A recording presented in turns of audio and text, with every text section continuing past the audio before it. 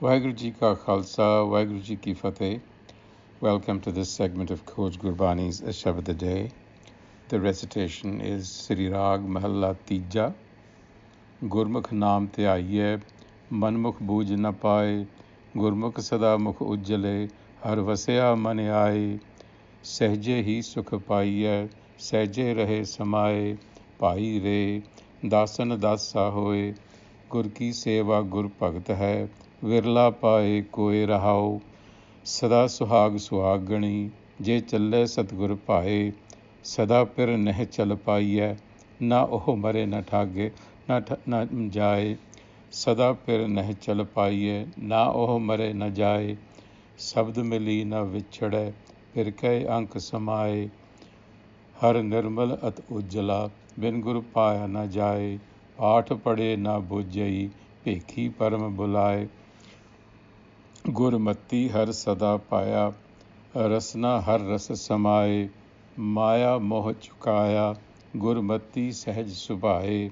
बिन शब्द जग दुखिया फिरै, मन मुखा नो गई खाए. शब्दे नाम ध्याइयै, शब्दे सच समाए.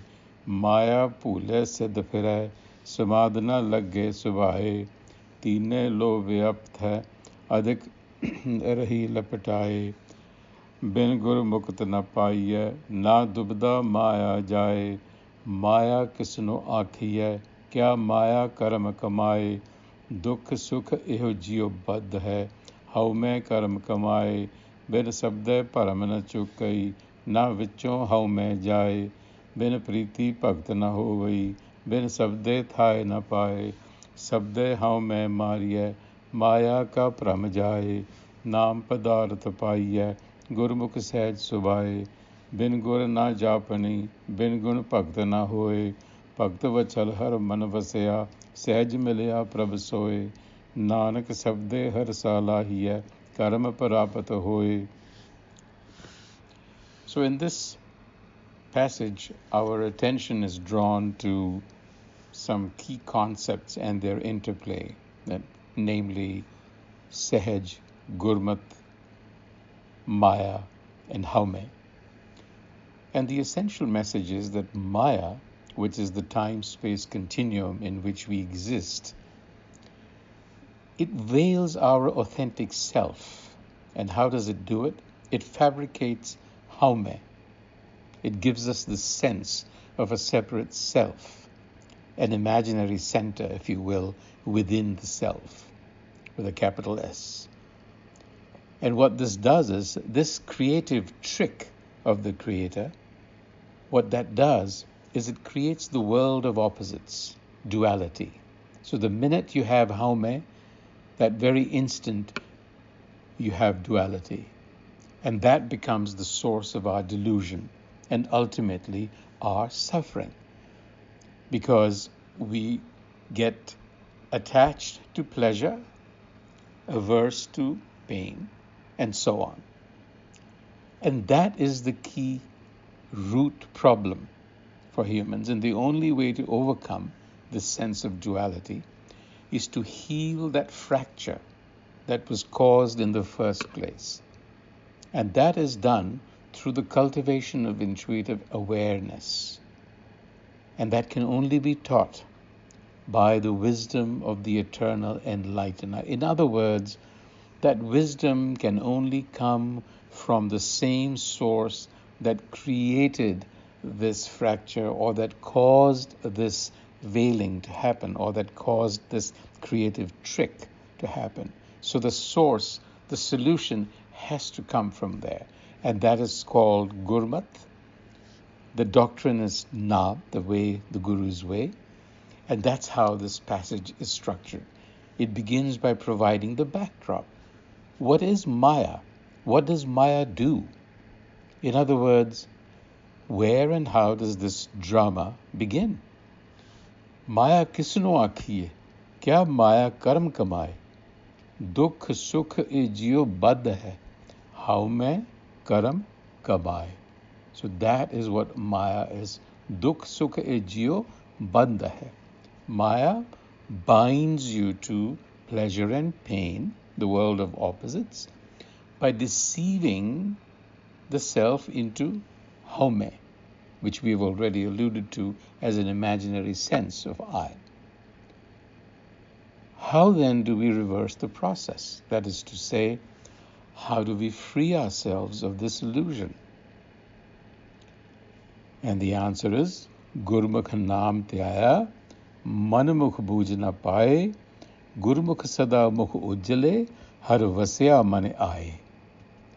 So the Guru-oriented, or those who are committed, dedicated to assimilating Guru wisdom, they are able to develop an intuitive awareness for the self within through Naam, knowledge of that self. So, and the ego-oriented, those who don't make the attempt, they do not have access to this intuitive knowledge. So therefore, it follows that we must turn to Gurmukh. Pai re, dasan dasa hoy. Go along with those who are servants, devotees of the self. In other words, become a slave to those who are in fact committed to Gurmukh. Gur ki seva gur bhagat hai, because obedience to the Gur enlightener is true bhakti, devotion. And virla paye koi, rare is the one who possesses such devotion to the Gur enlightener. That's part of our being able to overcome the temptations of the world to commit ourselves to Gurmukh. And the key to understanding Gurmukh is that it is not like any other cognitive learning, but rather it is the cultivation of intuitive awareness that is already in us but dormant. So therefore the Guru is actually at pains to warn us that existing methods, ideologies, methods are not going to work. And they single out scriptural recitation. Paatha pade na bujjai. And continue. Yet the timid and the narrow-minded, addressed as pekhis, meaning those who are caught up in stubborn habits and norms, continue to practice the old way. Pekhi parampulai. And then there's the term sahaj, which is used. And it is used in two different ways, both to denote the process of Gurmukh, because Gurmukh awakens your intuitive awareness spontaneously. Sahaj, in sahaj. There is nothing forced. And the distinction is important because it is trying to highlight the difference between the forced methods that were prevalent during that time and even are today. The austerities that were practiced, the recitations, the pilgrimages, anything external. So this is, the process itself is very spontaneous and easy, natural. This is the natural way. And it is also used as the ultimate state that we want to get to, of oneness, which is characterized by a spontaneity that we don't normally experience, a harmony that we don't normally experience. So Sahaj is also the goal. It is also called Turiya Avastha or Nirban, because Gurbani has used a lot of cultural terms to denote this state. So in sum, this passage is a eulogy to Shabad, which is the wisdom, which is the message, the content of Guru wisdom. And that is what we must really relate to, acquire, inculcate within ourselves to be able to live life at its peak. That's the whole idea. We are not living life fully. And so Guru is inviting us to have a peak experience of this life. With those thoughts, until the next time, Vaheguru Ji Ka Khalsa, Vaheguru Ji Ki Fateh.